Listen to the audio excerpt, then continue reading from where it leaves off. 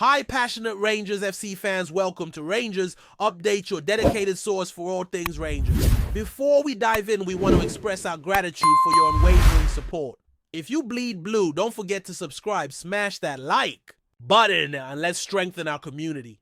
Now let's get into the latest updates. A hearty welcome to our new followers. Your backing means the world to us. Wop, let's get to the news.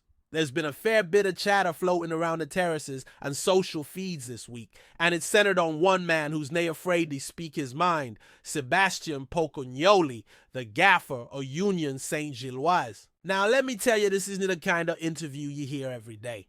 After their latest clash against Rangers, Pocognoli didn't hold back. Nae coded language, nae PR-friendly spin, just raw, undiluted frustration. According to him, his side were flat out robbed, and it's kicked up a right storm. When a manager goes on record saying something like that, she can there's smoke, but is there fire? That's what folk across Belgium and Scotland are wondering. What really happened on that pitch? Was it just the usual rough and tumble of a European night, or did the officials let something slide? Or worse, were they swayed by the weight of Ibrox and its roaring support?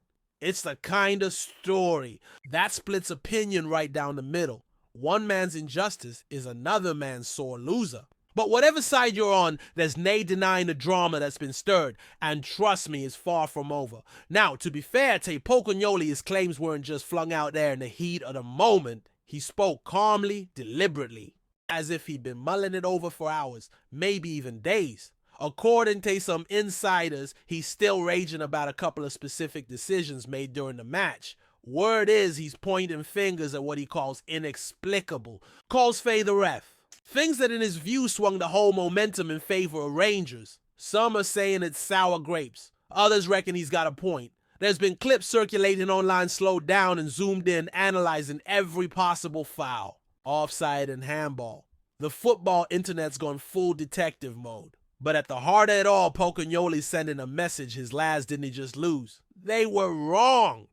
And in the hypercharged world of European football, that sort of allegation can light a fuse, especially when you say it about one of the giants. It's nae just about one game anymore. It's about respect, fairness, and if ye ask some fans about the wee clubs never getting a fair shake against the traditional powers. What makes it all even spicier is the way Belgian media is latching onto it. Headlines bursting with words like scandal, theft, and controversy. You'd think they were talking about a political crisis near a football match. But that's the passion for you. Football in Belgium, especially in a club like Union Saint-Gilloise, isn't just about trophies. It's about identity fight and standing up when you think you've been done dirty. And in this case, they believe they were. Local pundits are backing. Their man saying Pocognoli's comments reflect what a lot of fans were already feeling. Now maybe, just maybe, there's a bit of bias when a club like theirs walks into a ground as historic and intimidating as Ibrox. Now Rangers fans will scoff at that naturally. They'll say it's all excuses, a way to deflect Faye, the real reasons the result went the way it did. But still, if enough folk are talking, it gets harder and harder to ignore. What if there's truth in it? What if the officials really did buckle under pressure, even unconsciously? The way Pocognoli tells it, it wasn't just one incident. It was a pattern, a sequence of moments that built up across the 90 minutes. He says it felt like every 50-50 went the wrong way, like there was an invisible force pushing things in one direction. Now, before anyone gets carried away with conspiracy theories, let's be clear, he never accused anyone of corruption. But what he did suggest was almost as damning, that the atmosphere, the weight or expectation, maybe even the legacy of the home side, all of it might have nudged decisions in a subtle but decisive way. He even mentioned the VAR, or lack thereof, claiming the tech either failed or was conveniently blind. That's a bold thing to imply, especially in this era where every angle's supposed to be covered. But in his view, it all lined up a wee bit too neatly for comfort. It's a narrative that's gaining traction too. Social media is filling up with fans from other small clubs who've had their own brushes with perceived injustice. This is bigger than one match. It's turning into a symbol. Even within Scotland, the reactions are mixed. Naturally, Rangers fans are defending their team to the hilt. They say Pocognoli's just bitter that he's trying to shift blame Faye his own tactical mistakes. And to be honest, there's some in the Scottish media backing that view.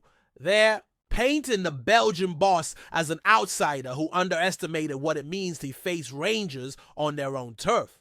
But there's others, and this is where it gets interesting, who are quietly nodding along, folk who've watched Scottish football long enough to ken that sometimes, just sometimes, the whistle can favor the badge.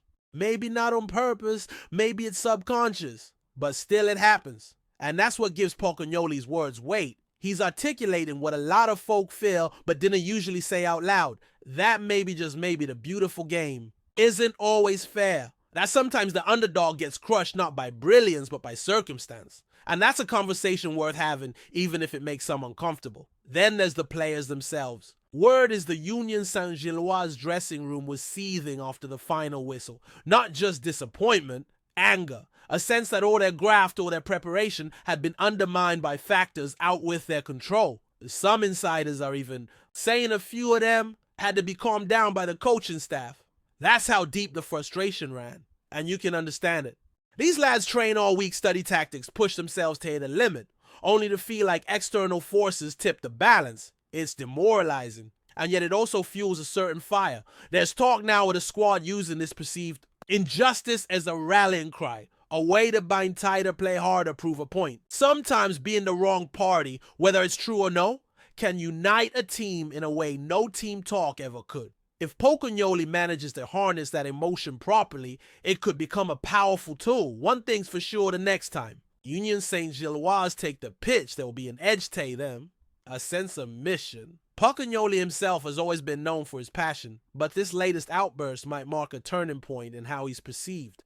Up until now, he's been viewed as a cool-headed tactician, the kind who lets his team do the talking. But with these comments, he stepped into a more confrontational role. Some are calling it risky. After all, taking shots at the officiating can backfire. He could face sanctions, or worse, he could be dismissed as paranoid. But others see it as brave, a man willing to speak truth to power even if it ruffles feathers. It puts pressure on referees, on UEFA, even on Rangers themselves. Suddenly everyone involved knows they're being watched more closely. That can change things. Maybe next time a marginal call goes the other way. Maybe the narrative shifts. That's how these things start.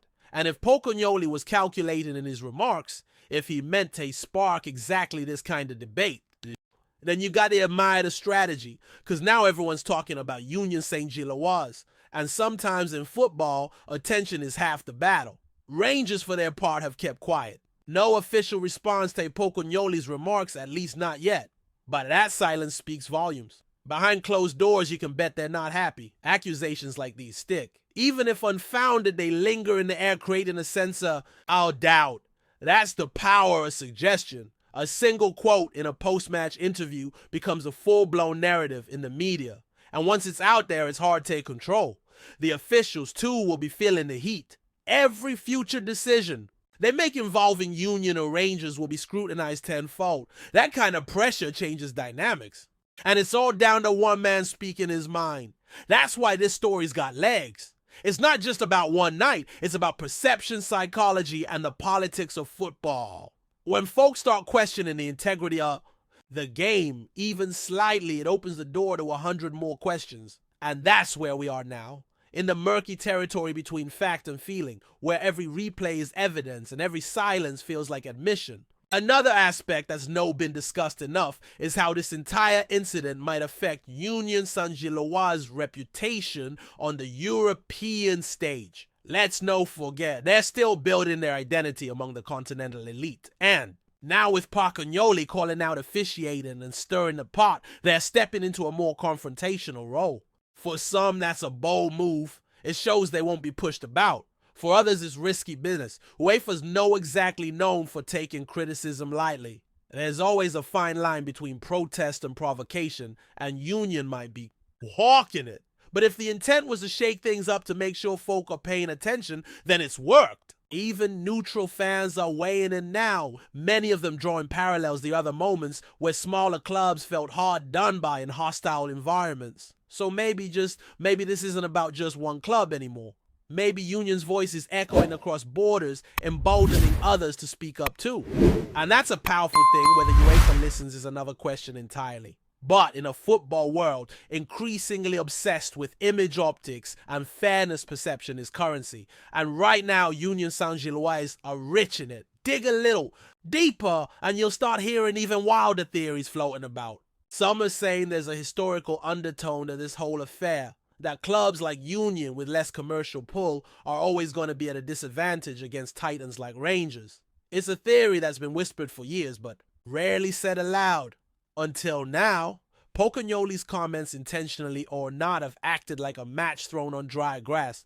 Suddenly everyone's talking about how decisions always seem to lean towards the clubs with history, fan bases, and financial clout. It's the old tale. Money talks, prestige influences. Some fans are even pulling stats pointing to discrepancies in yellow cards, penalties awarded, and fouls over the years. Is it coincidence? Is it psychology? Or is there something more structural at play? Nobody's saying it outright, but the implications are heavy. And once that kind of narrative takes root, it's hard to shake. It'll follow Rangers and maybe others for matches to come, which is exactly why this rumor, this whole robbery claim, has grown legs and started running. Football's full of ghosts, and Pocagnoli may have just summoned a few. Now here's the twist that some folk might not have seen coming. There are whispers that Union might actually file an official complaint. Nothing confirmed, mind you, just quiet. Mutterings fave folk close to the club. But if that's true, if they're genuinely considering taking this beyond post-match interviews and into the corridors of UEFA, then things could escalate fast. It'd force the hand of the governing bodies, maybe even spark a full review. And while the odds of overturning any result are slim to none, that's not really the point. The gesture alone sends a message that they won't just take what they see as injustice lying down, but again, it's a gamble. There's always backlash when clubs push too hard. They could be accused of making a spectacle trying to manipulate outcomes through media pressure. It's a tightrope. Still, if they believe they've been wronged and they've got footage analysis and experts on their side, maybe they see it as worth the risk. We've seen lesser claims spark major investigations before. And in a climate where transparency is the buzzword, UEFA can't afford to appear dismissive. Whether anything comes of it is another matter entirely. There's also been some intrigue about how Rangers themselves might react in the longer term. Even if they stay silent officially, you can bet they've taken note of the accusations. Clubs like theirs, steeped in tradition and pride, didn't take lightly to suggestions that they need help from referees. It's seen as a smear on their legacy. So didn't be surprised if Rangers come out in the next match with a point to prove. Not just their win, but to dominate cleanly. It's about reclaiming the narrative. Because let's be honest, whether you love them or loathe them, clubs like Rangers don't want any stain on their reputation. Especially not one about being favored. They want to win. Aye, but on merit, not whispers, and so expect their players to come out all guns blazing, trying to put any doubt they rest. It's personal now. That's what Pocagnoli's done. He's turned a football match into a reputational war. And that can change everything. How matches are approached, how refs officiate, and how fans view each tackle, each decision, each goal. That's the power of narrative. And right now, this one's burning hot. Before we continue, make sure to subscribe to our channel and turn on notifications to get all the exclusive news about Rangers FC. Don't overlook any details about your beloved team. It's crucial for Rangers FC fans behind the scenes. There's also pressure mounting on the officiating crew. Their names are now being dragged through the mud online, dissected, critiqued, debated in pubs, group chats, and radio shows. Some say it's unfair, others say it's deserved. But the spotlight's been turned on and there's no turning it off now. Refs have always walked a fine line between invisibility and infamy. But when a manager goes public like Pocagnoli did, he changes that balance. Now they're part of the story. And that's a dangerous place to be. Even the best referees struggle. When every decision is second-guessed by thousands, it breeds hesitancy. And hesitancy breeds mistakes. It's a feedback loop, one that only ends when clarity returns. When folk either move on or get answers. But will UEFA address it? Will they quietly talk to the officials, review the footage, maybe even admit something was missed? Or will they circle the wagons, defend their own, and wait for the noise to die down? We've seen both approaches before, and which path they choose might just tell us more about modern football than any match ever could. And let's not forget the fans, the real heartbeat of this sport. Union supporters, bless them, are rallying behind their team with a fury we've rarely seen. They've taken to social media blogs, even protesting outside club offices, demanding transparency and justice. It's not just about a dodgy decision. It's about pride, belief, and being heard. These are folk who follow their club through thick and thin, and they know about sit quietly when they think something's no right. On the flip side, Rangers supporters are digging in their heels, defending their team with equal passion. To them, this is a hit job, a campaign to discredit a hard-fought win. And so the lines are drawn. Online forums are battlegrounds. Every slow motion replay is a weapon. Every statement is analyzed to death. It's the sort of fan culture that shows just how deep football runs.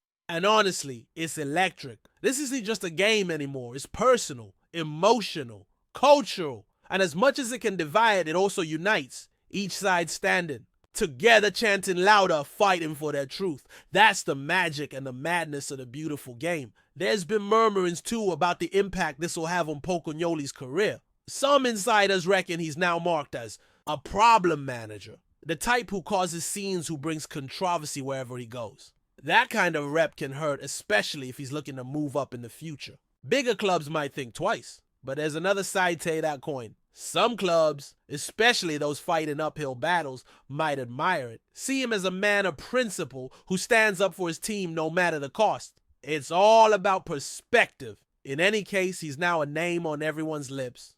He's gone fade being a respected but low-profile coach to a headline maker. And in today's football world, visibility counts. Clubs want managers who command attention, who inspire loyalty, who know how to create narratives. And Pocognoli's done all that in one interview. It's risky, but it might just be brilliant. Time will tell. For now, he's playing a dangerous game, but he's playing it well. And that leaves us where all good football sagas eventually arrive. In the unknown. Will UEFA step in? Will Union file that complaint? Will Rangers respond? Will refs be punished or protected? We can't yet. But the seeds are planted. And no matter what happens next, this whole incident has shown us something important, that perception is just as powerful as performance. That even in the age of VR, slow-mo, and stats, human judgment still rules the pitch. And when that judgment's questioned, it rattles the whole foundation. That's the real story here.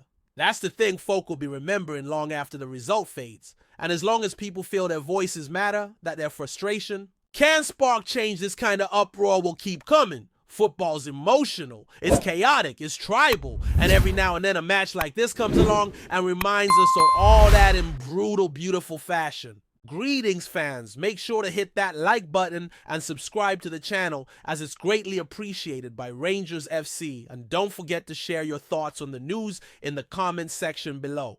Until the next video, stay tuned.